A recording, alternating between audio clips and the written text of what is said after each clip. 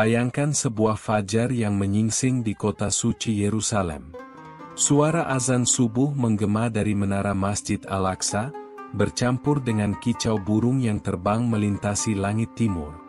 Cahaya matahari pertama memantul di kubah emas Dome of the Rock, sebuah pemandangan yang selama ribuan tahun menjadi lambang kedamaian dan doa.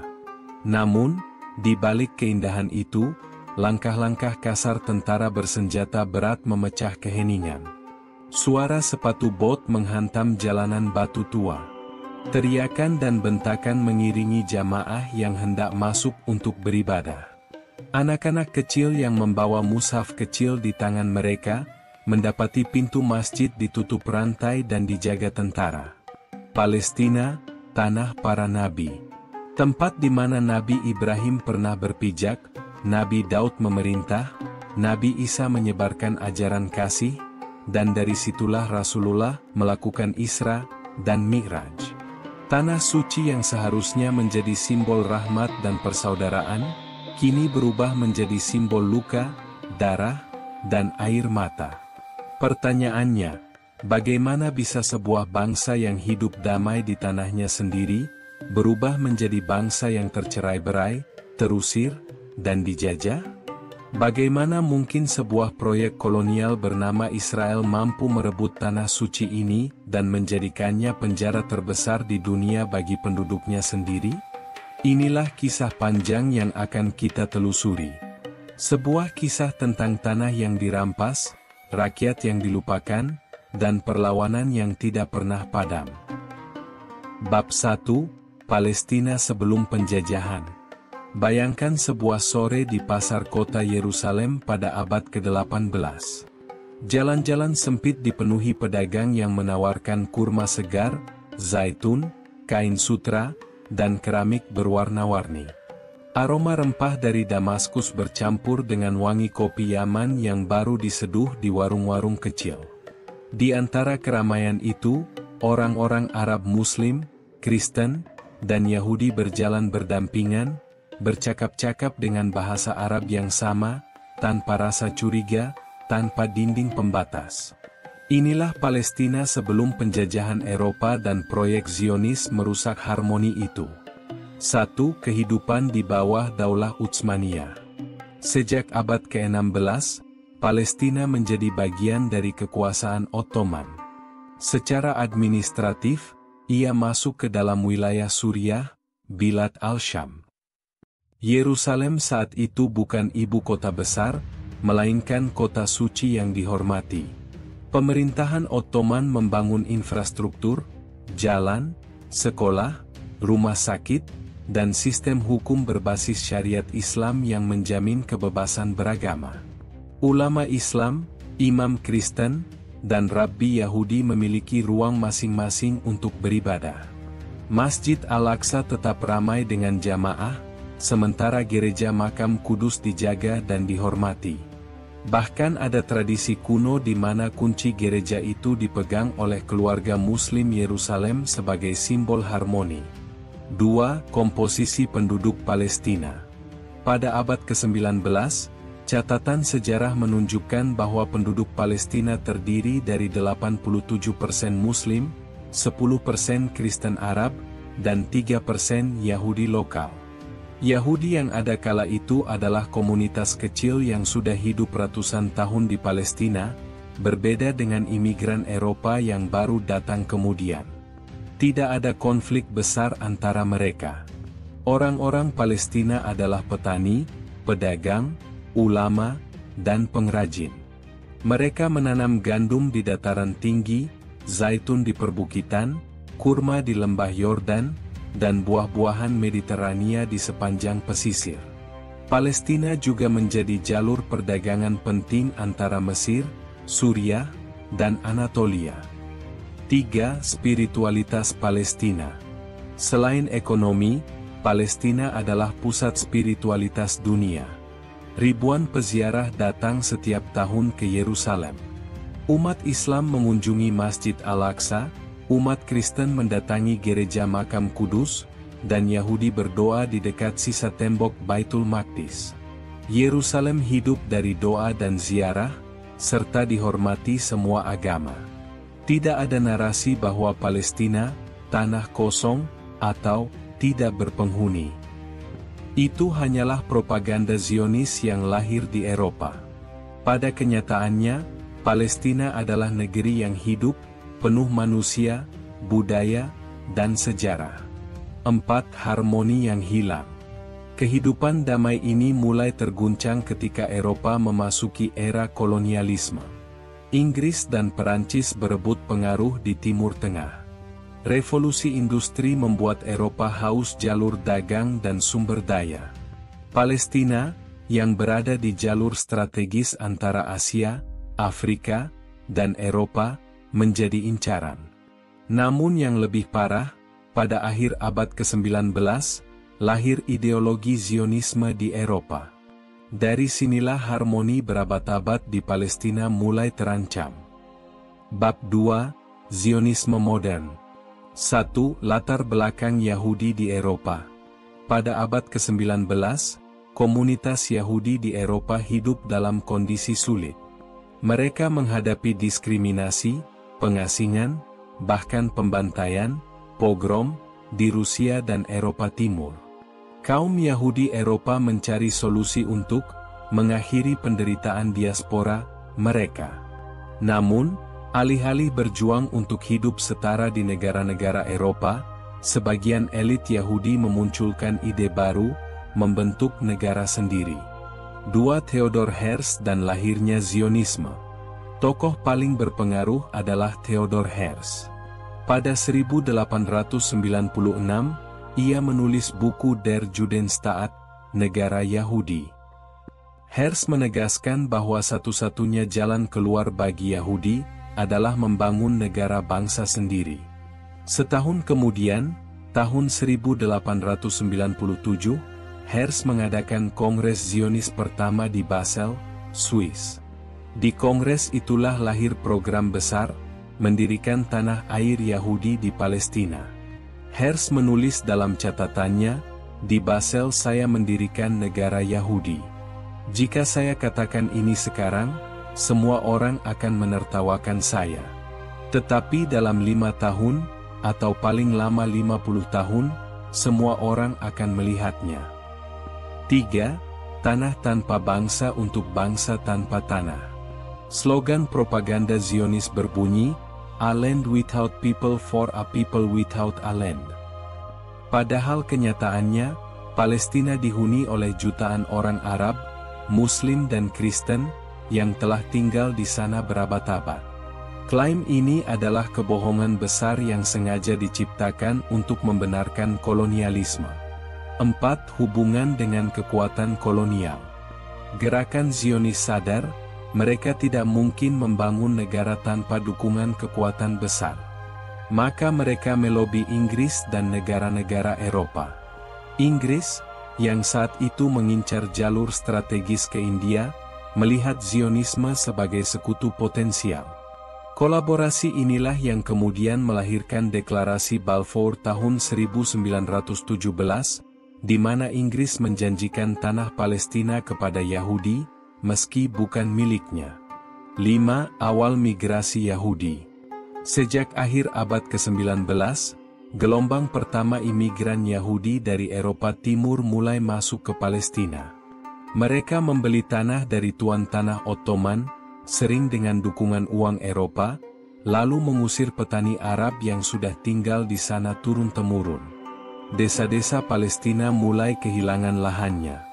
Orang-orang Palestina menolak, tapi mereka tidak punya kekuatan besar melawan jaringan finansial Zionis yang didukung Eropa. Proses inilah yang perlahan mengubah wajah Palestina.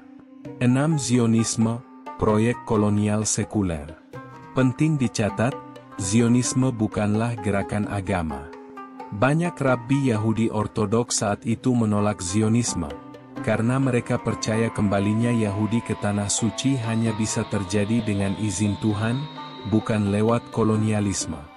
Tapi suara mereka kalah oleh mesin politik Herzl. Zionisme adalah proyek kolonial modern, menggunakan narasi agama untuk membenarkan pencaplokan tanah. Dari sinilah dimulai bencana besar bagi bangsa Palestina. Bab 3, Deklarasi Balfour 1917. Bayangkan suasana dunia pada tahun 1917. Eropa sedang terbakar oleh Perang Dunia Pertama. Inggris, Perancis, Jerman, dan kekuatan besar lainnya saling berebut pengaruh. Kekhalifahan Ottoman, yang sudah berabad-abad menguasai Palestina, mulai melemah dan kalah dalam perang. Di tengah situasi kacau itulah, lahir sebuah dokumen yang kelak akan menjadi salah satu tragedi terbesar bagi bangsa Palestina, Deklarasi Balfour. 1. Isi deklarasi. Deklarasi ini berupa sepucuk surat dari Menteri Luar Negeri Inggris, Arthur James Balfour, kepada tokoh Yahudi Zionis Inggris, Lord Rothschild, pada 2 November 1917. Surat itu berbunyi, "Pemerintah yang mulia memandang dengan penuh rasa simpati terhadap pendirian tanah air nasional bagi orang-orang Yahudi di Palestina, dan akan menggunakan upayanya yang terbaik untuk memfasilitasi tercapainya tujuan ini. Dengan pemahaman yang jelas bahwa tidak ada yang boleh dilakukan yang dapat merugikan hak-hak sipil dan keagamaan dari komunitas non-Yahudi yang ada di Palestina." Sekilas tampak berimbang. Tapi realitanya, surat itu adalah janji Inggris untuk memberikan tanah Palestina kepada gerakan Zionis. Padahal Inggris tidak memiliki hak apapun atas Palestina saat itu, karena masih dikuasai Ottoman. 2 janji di atas penderitaan. Deklarasi ini adalah pengkhianatan besar. Mengapa? Karena saat itu, 90% penduduk Palestina adalah bangsa Arab, Muslim dan Kristen. Hanya sekitar 10% adalah Yahudi lokal. Tetapi Inggris justru menjanjikan tanah itu kepada imigran Zionis yang kebanyakan datang dari Eropa. Lebih parah lagi, Inggris juga sebelumnya menjanjikan kemerdekaan bangsa Arab melalui surat menyurat Hussein McMahon, 1915-1916. Dalam surat itu, Inggris meminta orang-orang Arab membantu melawan Ottoman dengan janji kemerdekaan setelah perang. Artinya, Inggris berbohong pada dua pihak sekaligus. Pada orang Arab dijanjikan kemerdekaan, pada Zionis dijanjikan Palestina. 3. Alasan Inggris mendukung Zionisme. Mengapa Inggris begitu mendukung Zionisme? Ada beberapa alasan. Strategis. Palestina terletak di jalur penting menuju terusan Suez, penghubung Inggris ke India. Dengan menempatkan komunitas Zionis yang pro-Inggris di sana, mereka punya sekutu abadi. Politik. Zionis memiliki jaringan finansial dan pengaruh di Eropa serta Amerika. Dukungan kepada mereka dianggap bisa memperkuat posisi Inggris. Ideologis. Banyak politisi Inggris saat itu dipengaruhi Kristen Zionis, yang percaya bahwa kembalinya Yahudi ke Palestina adalah bagian dari nubuat Alkitab. 4. Dampak deklarasi. Setelah deklarasi, arus imigrasi Yahudi ke Palestina meningkat drastis. Koloni-koloni pertanian Yahudi didirikan, seringkali dengan membeli tanah dari tuan tanah besar, bukan dari petani Palestina. Rakyat Palestina mulai kehilangan tanah mereka, terpaksa bekerja sebagai buruh di tanah yang dulunya mereka miliki. Namun, yang paling menyakitkan adalah rasa dikhianati. Rakyat Palestina yang sudah dijanjikan kemerdekaan malah melihat tanah mereka dijual oleh Inggris kepada proyek kolonial asing. 5. Benih konflik. Deklarasi Balfour menanam benih konflik yang hingga kini belum berakhir. Ia bukan sekadar selembar surat, melainkan legitimasi internasional pertama bagi proyek Zionis. Dari sinilah dimulai proses sistematis untuk mengusir bangsa Palestina dari tanah mereka sendiri. Bab 4 Mandat Inggris dan awal konflik, 1920-1948. Deklarasi Balfour hanyalah permulaan. Setelah Perang Dunia Pertama berakhir dan Ottoman runtuh, Inggris mendapat mandat dari Liga Bangsa-Bangsa untuk menguasai Palestina. Masa mandat Inggris, 1920-1948, adalah periode kelam yang menjadi jembatan langsung menuju lahirnya Israel. 1. Inggris menguasai Palestina. Tahun 1920, Inggris resmi mengambil alih Palestina. Mereka membentuk administrasi sipil, tetapi kebijakan mereka jelas memihak Zionis. Imigrasi Yahudi dari Eropa difasilitasi. Lahan-lahan subur perlahan jatuh ke tangan imigran. Dalam 2 dekade pertama mandat, jumlah penduduk Yahudi meningkat dari sekitar 60.000 orang menjadi lebih dari 400.000 orang. Sebagian besar adalah imigran dari Eropa Timur yang melarikan diri dari antisemitisme. Tetapi kedatangan mereka menciptakan krisis besar bagi penduduk asli Palestina. 2. Perlawanan Palestina. Rakyat Palestina tidak tinggal diam. Pada 1920 dan 1921, terjadi kerusuhan pertama menentang imigrasi Yahudi.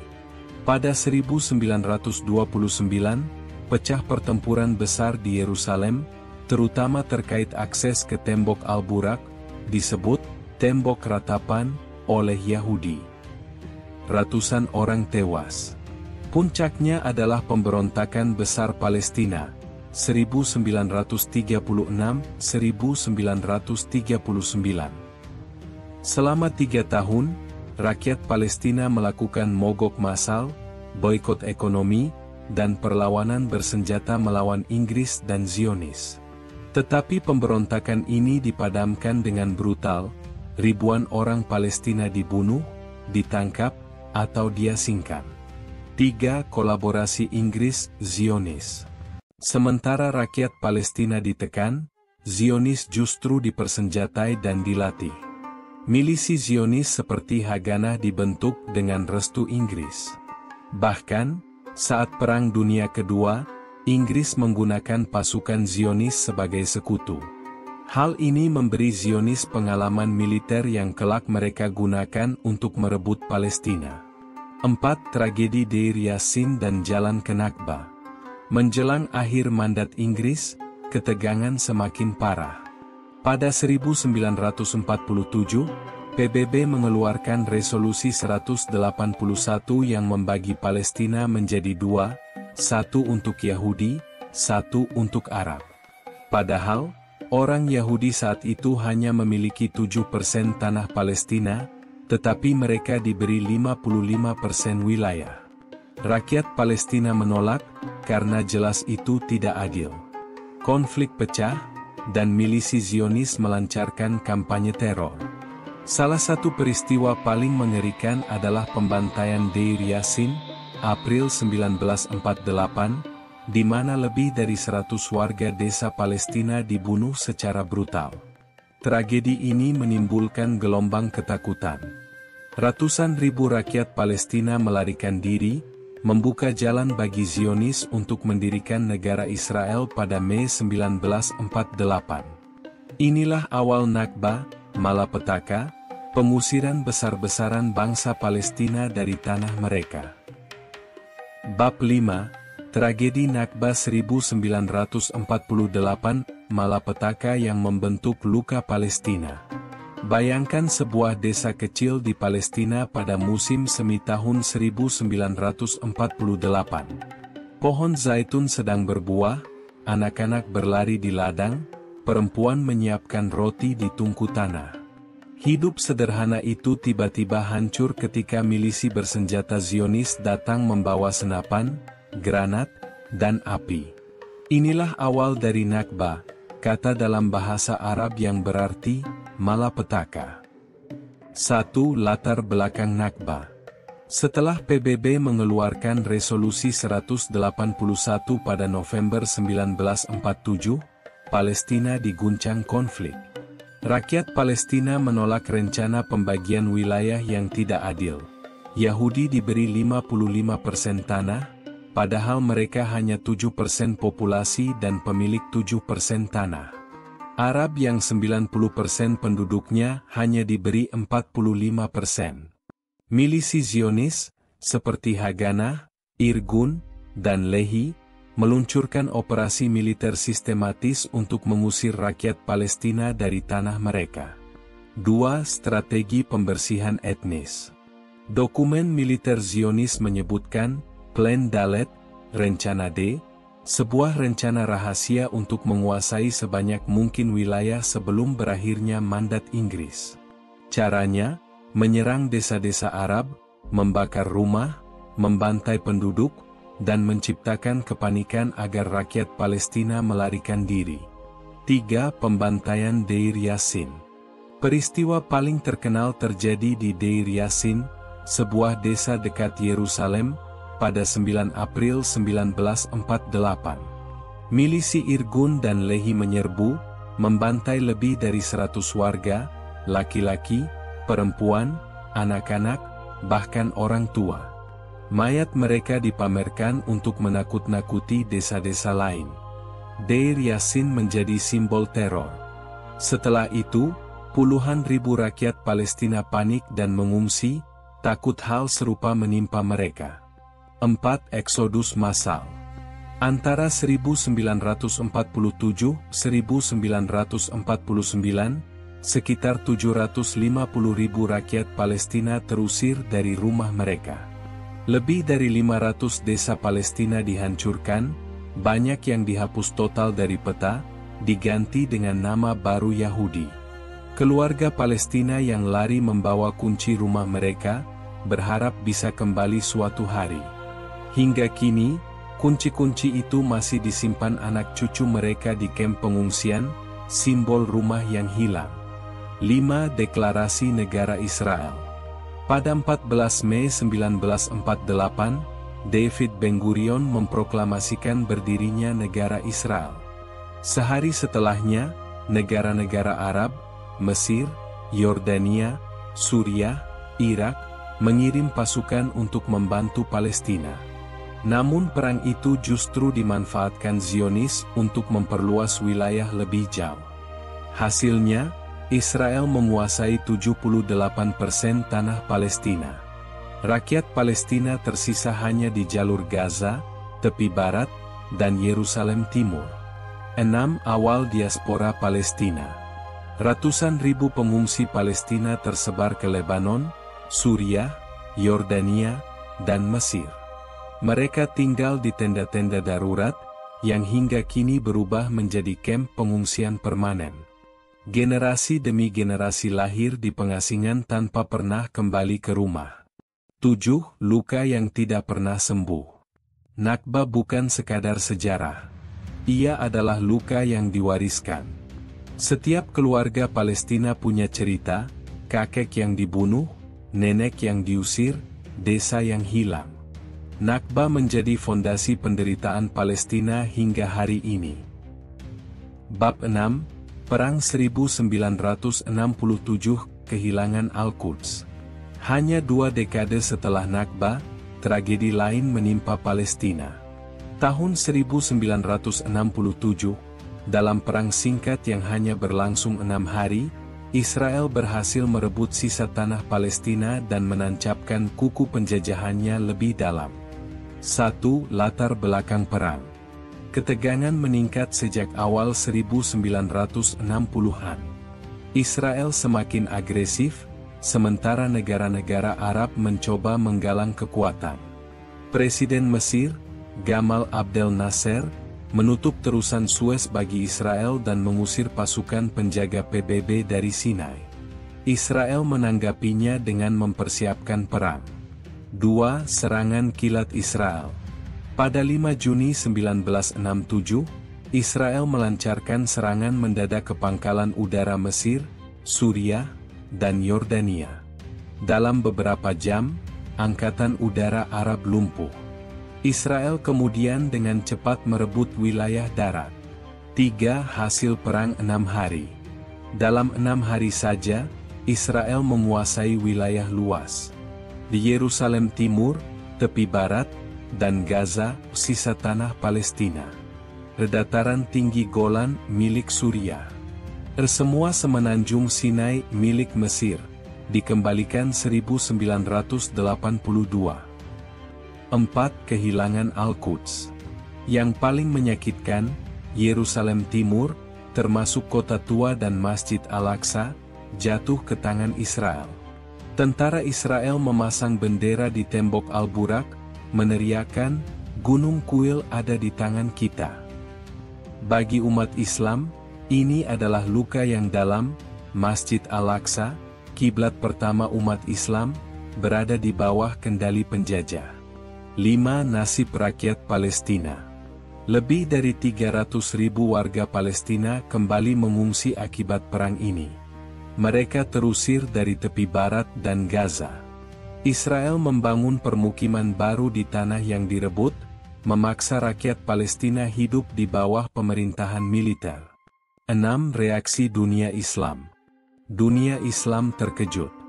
Bagaimana mungkin dalam 6 hari saja, negara-negara Arab kalah telak? Perang ini menjadi simbol kegagalan kepemimpinan Arab dalam membela Palestina.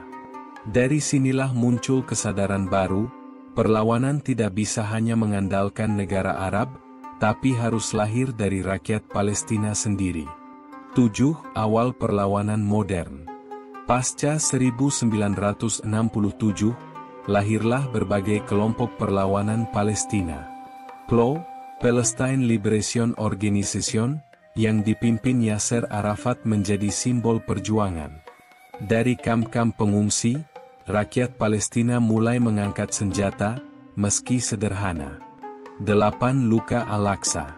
Sejak 1967, Masjid Al-Aqsa berulang kali menjadi target serangan Israel. Jamaah dipukuli, ditangkap, bahkan ditembak. Namun meski di bawah pendudukan, suara azan tetap berkumandang. Masjid Al-Aqsa menjadi simbol keteguhan iman rakyat Palestina. Bab 7. Perlawanan Palestina. Setelah kekalahan telak dalam Perang 6 Hari tahun 1967, ketika Israel berhasil merebut Yerusalem Timur, tepi barat, Gaza, Sinai, dan dataran Golan hanya dalam 6 hari, suasana bangsa Arab guncang. Rakyat Palestina yang sudah terusir sejak Nakba 1948 semakin kehilangan harapan. Negara-negara Arab terbukti rapuh menghadapi kekuatan militer Israel. Dari titik inilah lahir kesadaran baru, perjuangan Palestina tidak bisa selamanya menunggu belas kasih negara-negara Arab. Perlawanan harus dipimpin dan dijalankan oleh rakyat Palestina sendiri. 1. Lahirnya PLO sebagai wadah nasional. Organisasi Pembebasan Palestina, PLO, resmi berdiri tahun 1964, awalnya dibentuk atas dorongan Liga Arab. Namun setelah 1967, PLO berubah dari sekadar organisasi formal menjadi simbol perjuangan nasional. Yasser Arafat dan gerakan Fatah mengambil alih kepemimpinan, menjadikan PLO bukan hanya payung politik, tetapi juga basis militer dan diplomasi. Di kamp-kamp pengungsian di Yordania, Lebanon, dan Suriah, ribuan pemuda Palestina dilatih sebagai fedayeen, pejuang gerilya. Mereka melakukan operasi lintas perbatasan melawan target militer Israel. Meski sering dianggap gangguan keamanan oleh negara tuan rumah, PLO berhasil membangkitkan kembali identitas Palestina yang sempat hendak dihapus. Pidato Arafat di Majelis Umum PBB tahun 1974 menjadi titik balik. Dengan mengenakan kefiyeh khas Palestina, ia berkata, "Aku datang membawa senjata pejuang di satu tangan, dan ranting zaitun di tangan yang lain. Jangan biarkan ranting zaitun itu jatuh dari tanganku." Dunia mendengar. Palestina tidak lagi hanya disebut dalam laporan pengungsi, tetapi diakui sebagai bangsa yang berhak merdeka. 2. Intifada pertama, batu melawan tank. Meski PLO aktif di luar negeri, kehidupan di dalam Palestina semakin menyesakan. Pemukiman Yahudi tumbuh di tepi barat dan Gaza, pos militer semakin banyak, dan ekonomi rakyat Palestina dicekik. Akhir 1987, sebuah kecelakaan lalu lintas di Gaza yang menewaskan 4 warga Palestina memicu kemarahan. Dari situlah lahir Intifada pertama. Intifada bukan gerakan bersenjata, melainkan revolusi rakyat. Anak-anak dan remaja melempar batu ke arah tank dan jeep militer. Warga mengorganisir mogok massal, boikot produk Israel, dan mendirikan komite rakyat untuk pendidikan dan kesehatan ketika sekolah serta rumah sakit ditutup.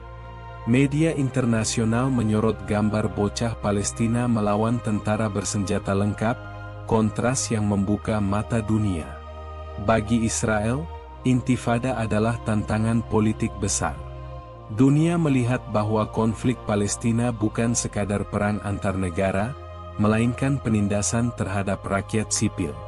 3. Lahirnya Hamas. Di tahun yang sama, muncul kekuatan baru, Hamas, lahir dari jaringan dakwah dan sosial Ikhwanul Muslimin di Gaza. Hamas memadukan perlawanan militer dengan kerja sosial, membuka sekolah, klinik, dan program bantuan untuk keluarga miskin. Berbeda dengan PLO yang sekuler nasionalis, Hamas membawa bendera Islam dalam perjuangan. Sejak itu, Palestina memiliki 2 arus besar, PLO Fatah dengan pendekatan nasionalis sekuler, dan Hamas dengan identitas Islamis. Kadang mereka bersaing, bahkan berselisih, tetapi keduanya lahir dari luka yang sama, pendudukan Israel. 4. Intifada kedua, ledakan kemarahan. Tahun 2000, kunjungan provokatif Ariel Sharon ke kompleks Masjid Al-Aqsa memicu gelombang kemarahan. Intifada kedua pun meledak. Berbeda dengan intifada pertama, kali ini perlawanan lebih bersenjata. Bom bunuh diri, serangan roket, dan bentrokan bersenjata mewarnai jalanan. Israel merespons dengan kekerasan lebih brutal, tank masuk ke kota-kota, rumah dihancurkan, ribuan orang ditangkap. Di masa inilah Israel mulai membangun tembok pemisah di tepi barat, sebuah dinding raksasa yang memotong desa, ladang, bahkan memisahkan keluarga. Resmi disebut tembok keamanan, tetapi bagi rakyat Palestina ia adalah simbol apartheid modern. 5. Gaza dalam blokade. Sejak 2007, ketika Hamas mengambil alih Gaza setelah konflik dengan Fatah, Israel memberlakukan blokade total. Gaza menjadi penjara terbuka dengan lebih dari 2 juta penduduk. Listrik hanya tersedia beberapa jam sehari, air bersih langka, dan pengangguran merajalela. Namun meski hidup di bawah blokade dan serangan udara berulang, rakyat Gaza tetap bertahan. Perlawanan di Gaza bukan hanya roket, tetapi juga keteguhan menjalani hidup normal, anak-anak tetap sekolah, pasar tetap buka, dan keluarga tetap merayakan pernikahan meski dalam gelap tanpa listrik. 6. Bentuk perlawanan yang beragam.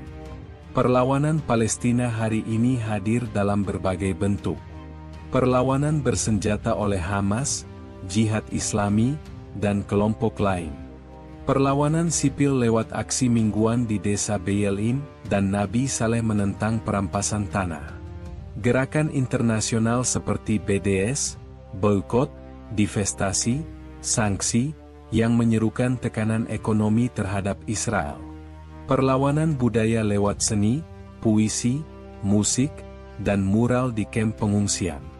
Semua ini menunjukkan bahwa meski berbeda strategi, rakyat Palestina bersatu dalam tujuan, menolak pendudukan dan mempertahankan martabat. Bab 8, Politik, Diplomasi, dan Pengkhianatan. Perlawanan di jalanan dan ladang zaitun selalu berjalan beriringan dengan perjuangan di meja diplomasi. Namun sejarah menunjukkan bahwa diplomasi Palestina seringkali penuh jebakan, janji kosong, bahkan pengkhianatan. 1. Perjanjian Oslo 1993, harapan yang pudar. Setelah Intifada pertama, lahirlah Perjanjian Oslo. Dunia berharap ini menjadi jalan damai. PLO mengakui Israel, dan Israel mengakui PLO sebagai wakil sah Palestina. Dibentuklah Otoritas Palestina untuk mengelola sebagian wilayah tepi barat dan Gaza. Namun kenyataannya, Israel tetap menguasai perbatasan, udara, dan laut. Pemukiman ilegal justru bertambah. Persoalan inti, Yerusalem, pengungsi, perbatasan, ditunda tanpa kepastian. Oslo akhirnya dianggap banyak pihak sebagai jebakan. Palestina diberi administrasi terbatas, tetapi tidak pernah diberi kedaulatan sejati. 2 Camp David 2000, tawaran murah hati, yang menyesatkan. Pada tahun 2000, negosiasi Camp David kembali gagal. Media Barat menggambarkan Palestina menolak tawaran murah hati Israel. Faktanya, tawaran itu hanyalah peta penuh kantong-kantong terpisah, tanpa kontrol perbatasan, tanpa Yerusalem Timur sebagai ibu kota. Tidak adil bagi rakyat Palestina. 3 Gaza dan perpecahan internal. Tahun 2005, Israel menarik pasukan dan pemukimnya dari Gaza. Namun jangan salah, Gaza tetap dikontrol dari luar, udara, laut, dan perbatasan dipegang Israel. Sejak 2007, perpecahan antara Hamas, yang menguasai Gaza, dan Fatah, yang memimpin tepi barat, melemahkan suara Palestina. Musuh memanfaatkan perpecahan ini untuk menekan lebih jauh. 4. Normalisasi Arab, luka baru. Beberapa negara Arab kemudian menandatangani normalisasi dengan Israel. Bagi Palestina, ini adalah pengkhianatan. Alih-alih menunggu Palestina merdeka, mereka justru memilih hubungan dagang dan diplomatik dengan penjajah. Solidaritas Arab yang dulu kuat, kini mulai retak. 5. Diplomasi rakyat. Meski politik resmi sering mengecewakan, rakyat Palestina dan pendukung internasional menemukan jalan lain. Gerakan BDS menjadi instrumen global. Universitas, serikat pekerja, dan komunitas agama di berbagai negara ikut menekan Israel. Resolusi demi resolusi di PBB menegaskan ilegalnya pemukiman, meski jarang dipatuhi Israel.